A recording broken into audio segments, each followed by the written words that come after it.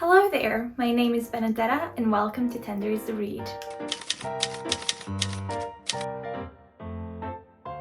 In today's video, I want to talk about all the books that I've read in the past 2 months. I had a plan to make monthly wrap-ups every month, but my reading slowed down massively, especially in March when I only finished 3 books. So today I decided to combine March and April together and show you all the books that I've read thus far. If you're new here, as always, I would really appreciate it if you would consider subscribing to the channel and ringing the bell button below so that you know when a new video comes out. Without further ado, let's jump into the video. The first book I want to talk about is Around the World in 80 Days by Jules Verne. This book in this beautiful edition by Canterbury Classics is, of course, a very famous adventure classic, which centers around the story of an English gentleman that decides to take on a bet to travel the world in 80 days. Through various hijinks, his very accurate calculations get tampered with, he gets followed by a detective that wants to arrest him, he saves a woman who is going to be a human sacrifice. So all in all, it is just a very rich adventure. I think this is a pretty light classic. It's quite funny and I like how it gives an account of how traveling at that time was back in the 1800s. Although of course there are stereotypes comes with the territory. I didn't find anything particularly offensive, but after all I'm not sure that I would be one to judge for that, so don't hold me to that. So I gave this 3.5 stars.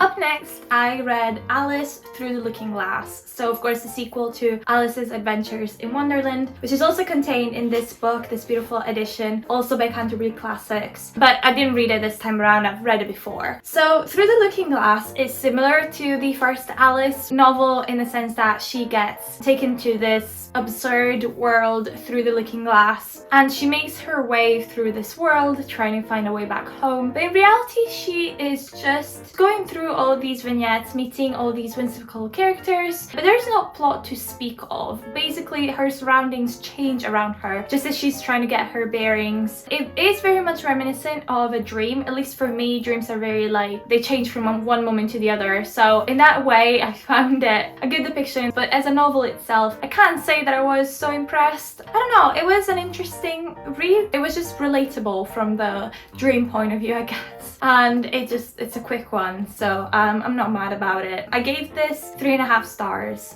Finishing off March with a book that I enjoyed a lot more, this is Messalina by Honor Cargill Martin. So this is a non-fiction book that seeks to sort of rehabilitate the figure of the most infamous empress of the Roman Empire, Messalina. This book was just so interesting. For centuries, Messalina has been used as a shorthand stereotype to categorize women of power that are taken down by their own lust. And essentially what Honor Cargill Martin did was explore the historical context in which this woman lived and trying to evaluate how perhaps biases were protected by ancient historians who talked about her, and furthermore just give a beautiful look into the life of women, in particular women of power during the Julio-Claudian dynasty of the Roman Empire. This book is written so well, it just flows beautifully for a non-fiction book. It never bores you for 1 second. It does help that these stories are absolutely crazy. It's just insane that these things actually happen because they constantly remind you of like a fantasy novel, like a Game of Thrones type. So it is entertaining in and of itself. It also has like a really great section at the end about the cultural impact of Messalina, which as I said was an insult almost that was wedged against women of power up until probably the mid 20th century, and it's just so fascinating how everything is framed. I really appreciated this book. It was a straight 5 stars. I'm showing you the back because this is in ARC and it's got just like a beautiful design anyway in the finished copy,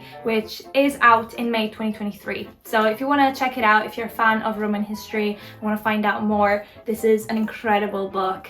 So I gave it 5 stars, of course. Now on to the April reads. So the first one was The Three Musketeers by Alexandre Dumas, and this book, which again, beautiful beautiful. It is a historical novel set in the court of Louis XIII of France, and it features a lot of actual real character from history, like the king himself, Cardinal Richelieu, Queen Anne, the Duke of Buckingham, and it weaves in the fictional characters of D'Artagnan, Athos, Porthos, Aramis, and the beautiful villain Milady de Winter. This book is just as good as I remembered it. It's a thick one, but nevertheless the adventure is just amazing. You see these sort of like forces of good and evil facing off against each other. There are so many intrigues. I just really love the sort of royal setting in the court of France in particular, which is always just extraordinary, especially at that time in the 1600s. I'm actually really excited to read the rest of the Three Musketeers saga, or I think it's called the D'Artagnan saga, which it has another 4 books, I believe, and I gave it 4 stars. Next is a book that had been on my list for the longest time actually. It's also by Alexandre Dumas, and it is The Count of Monte Cristo, this big boy. This is the story of Edmond Dantes, who is a man who gets jailed for several years unjustly, and after he manages to escape, he develops this revenge plot over several decades, and we follow him in this massive book as he unfolds his plan. It is a story that weaves in vengeance, forgiveness, hope, justice, and I just really appreciated all the characters. There's a lot of them in this. It manages to take so many perspectives, I think over 3 decades or something, and it's just really fascinating to see all the little plots come together. This is a masterclass in writing a novel. It's well worth the over 1,000-page count. I gave it 4 stars. So my next novel is my buddy read for the month of April, which was Howard's End by E.M. Forster. This book I really enjoyed. It basically follows the connected lives of 3 families from different social classes. Our central characters are Margaret and Helen, who are 2 middle class, I would say, women of German origin living in London, and they basically represent a sort of up-and-coming class of society, and they get involved with the richer Wilcox family as well as the poor Leonard Bast and his wife, and this way we get a very intense social commentary about English society in the early 1900s, and we also get a lot of beautiful explorations of the role of women in this time, which I really appreciate. It's a very interesting novel and one that is really impactful in the end. The way people change, the way their morals are tried over and over by the circumstances, it's just really great. I gave it 4 stars. Next up, I read 2 of the Peter Pan novels, so Peter and Wendy and Peter Pan in Kensington Gardens, which are both contained in this Canterbury Classics edition. So Peter and Wendy is sort of your classic story that you think when you think of Peter Pan. It is practically exactly the same that you find in the Disney movie as well as the play, of course. So it follows Peter Pan, who is the boy who never grows up, and he takes the darling kids, Wendy and her brothers, with him to Neverland, where they encounter Tinkerbell, the pirates, the mermaids, the lost boys, and of course the Indians, which is obviously a bit problematic as we all know, but unfortunately it's there. It's not the most offensive thing ever, I don't think, but obviously I wish it wasn't there, but anyway, I just really appreciated Peter and Wendy.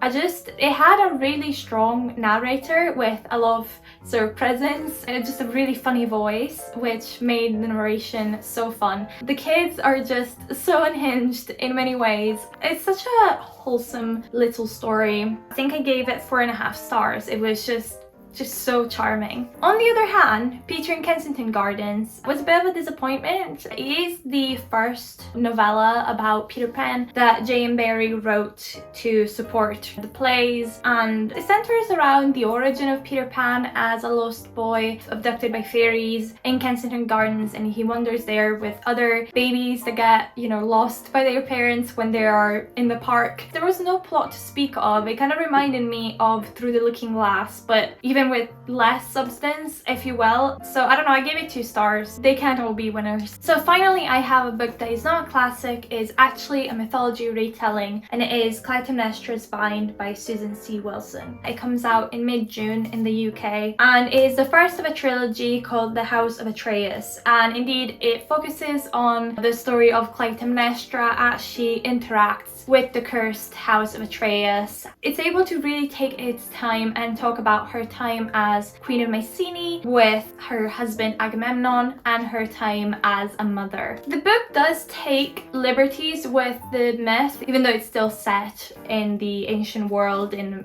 mythical ancient world. But I do think that they all pay off very well. It allows us to delve deeper into the story of Atreus and his brother Thyestes and all of their children. It's something that I feel like a lot of other books that center around this myth, and there are many of them, they sort of overlook it when I think it's actually one of the most interesting parts of the story. I really like how this book just brings this new perspective to the story. All the characters are built very well. It introduces Aegisthus already, who I think will play a very big part in the following books as well, and the children of Clytemnestra and Agamemnon get a lot of space to develop and be presented to us before the tragedy, of course, unfolds. So I definitely enjoyed this one, and I would recommend it to anybody who is into mythology retellings. If you know me, you know that I couldn't get enough. So really happy for this to come out and to have read it. Okay, that was all for the books that I've read in March and April. Let me know if you read any of these and what your thoughts are about them. Don't forget to like the video if you enjoyed it, and let me know if you like this type of video and if you want to see more in the future. In the meantime, I always invite you to follow me on Instagram and TikTok, where I post a lot more frequently, and you can see all of my reviews throughout the month. Thanks again for watching, and I'll see you next time. Bye!